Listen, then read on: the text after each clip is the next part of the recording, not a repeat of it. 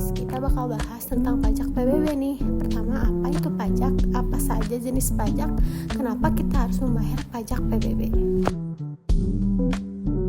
Pajak adalah kontribusi wajib kepada negara yang terutang oleh orang pribadi atau badan yang bersifat memaksa berdasarkan undang-undang dengan tidak mendapatkan imbalan secara langsung dan digunakan untuk keperluan negara bagi sebesar-besarnya kemakmuran rakyat. Jenis pajak terbagi menjadi dua, pajak langsung PPh 21 dan PBB, pajak tidak langsung pajak pertambahan nilai atau PPN. PBB adalah pajak yang dikenakan atas kepemilikan atau pemanfaatan tanah dan bangunan. PBB juga termasuk jenis pajak yang dibayarkan setiap tahun, nilainya dihitung berdasarkan NJOP atau nilai jual objek pajak yang ditentukan oleh pemerintah daerah. Kenapa sih PBB penting? PBB menjadi salah satu sumber pendapatan daerah yang sangat penting. Dana dari PBB digunakan untuk membiayai pembangunan infrastruktur, perbaikan fasilitas umum, serta pelayanan publik lainnya yang bermanfaat bagi masyarakat. Halo, aku Nurul sebagai mahasiswa jurusan hukum. Aku Santi sebagai pengusaha properti. Aku Adel, aku sebagai pegawai pajak daerah.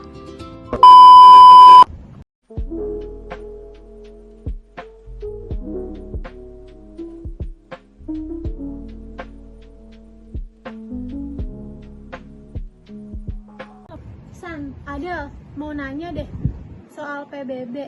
Itu sebenarnya apa sih? Kok tiap tahun ditagih terus ya? PBB itu pajak tahunan, Rul, buat pemilik tanah sama bangunan. Hitungannya berdasarkan harga tanah sama rumah kamu, yang namanya NJOP. Betul, dan sebagai pengusaha properti, aku lumayan pusing ngurus PBB untuk beberapa aset. Apalagi tahun ini, ada perubahan besar di beberapa daerah. Perubahan apa, Del? Kalau studi kasus terbaru, lihat aja di Kota Semarang tahun lalu. Pemerintah kota merevisi NJOP di banyak wilayah, terutama daerah yang berkembang cepat kayak Banyumanik sama Tembelang. Nah iya, aku ngalamin langsung. Tanahku di Tembalang yang dulunya NJOP-nya 1,5 juta per meter, sekarang naik jadi 0,8 juta. Jadinya PBB yang harus aku bayar juga naik 2 kali lipat. Serius? Kenapa bisa naik segitu banyak? Karena faktor pembangunan, ada proyek tol baru, mall, dan banyak apartemen yang dibangun di situ. Jadi nilai ekonomis tanahnya juga ikut melonjak.